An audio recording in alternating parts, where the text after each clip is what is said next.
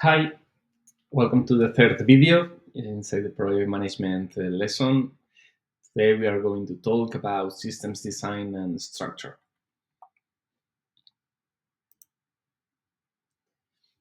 In the previous lessons, we learned how to analyze processes and to define specifications that we need to overcome. And in the last two videos, we have learned about which softwares does the organization use, and after that moment it's time to stop and ask us a few questions. Okay, it's like, our current software, does it meet the new requirements? If not, is it possible to upgrade it? Okay. If there is not a possibility, we should develop the solution or outsource it. How much is going to cost? Which are the expected outcomes and benefits of that implementation or development? Okay. And then, is our software compatible or integrable with the new one?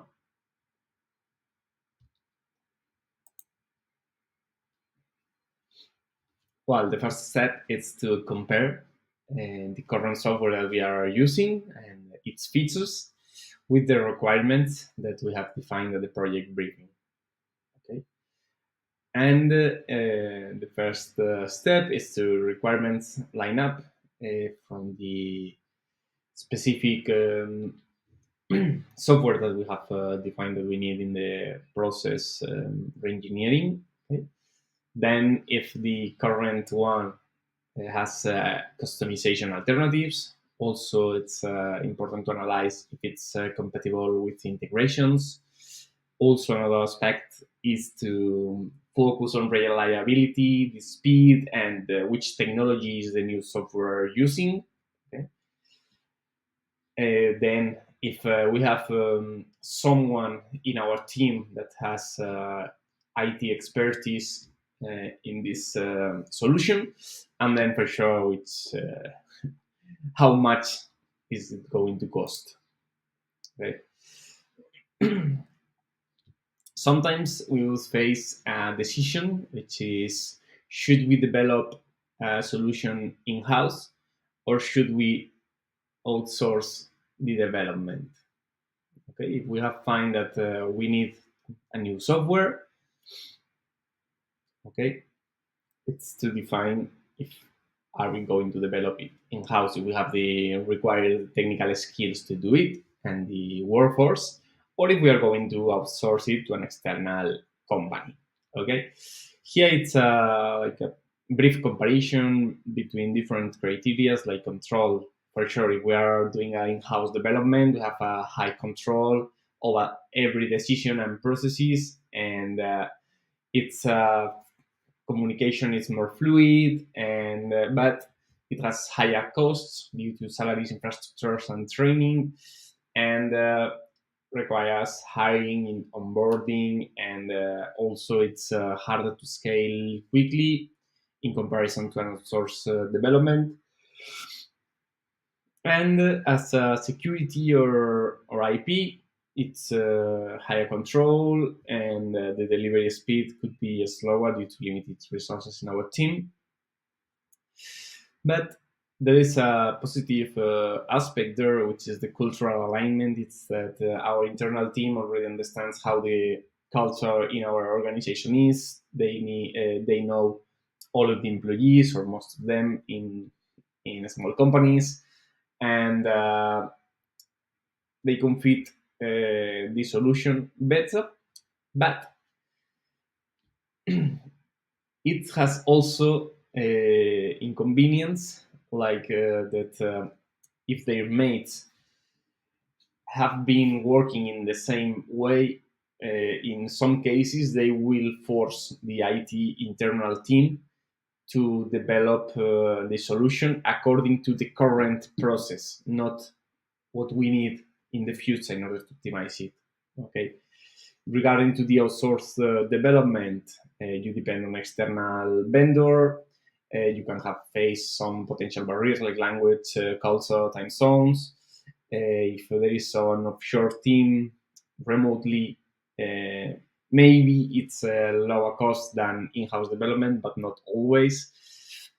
The software ramp up should be faster, and you can access to a specialized talent in several technologies, and it's possible to escalate the project in the future if it needs to be evolved. Then your intellectual property or data breaches, you could face that issue, but also in an in-house development. Okay, and the lack of alignment with company values and goals, it's something that you need to overcome, but it's not that difficult to do. Okay, and then it's more easy to, or say, it's easier to incur into extra costs. Okay,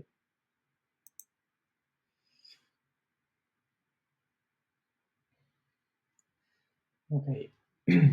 Then, both if we decide to develop it or to outsource, we can face this decision. Okay, should we use the standard software solution just like the provider is selling, or do we need to adjust some features and do some customization for better adjustment to our company and processes? Here there is a comparison in this table about using the software like it is being sold with all of the modules and features that are included in the price, or if we need an hybrid or mixed approach with some customization.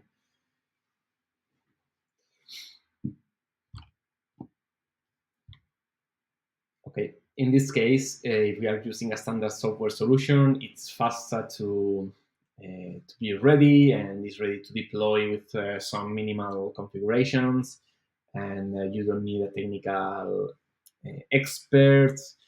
Then the communication is minimal. It's just we need to plug and play this software solution and do the training and the onboarding and all of that. And then if you are using a renewable, not renewable, sorry, a renowned company solution, you could expect that in the future you are going to be able to escalate to new plans, new features, and you can have more like flexibility in order to grow, okay, in the company. And the delivery speed is very fast, and sometimes there are some hidden costs, but it's not that common. And if we are going to a hybrid mixed approach, it's important to focus on what do we need exactly, and if it's possible to adjust our processes to the standard software solution and don't create so much customization that can interfere in the project development and cause some bugs and errors that to be fixed are costing more money. Okay, that is a decision that each company depends on the situation and the requirements should make.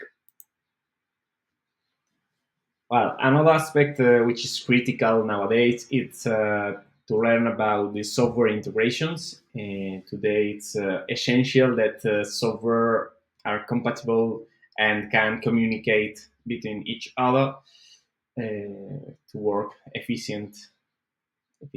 Okay, so here there are five types of integrations. There are more, but we will focus on these five.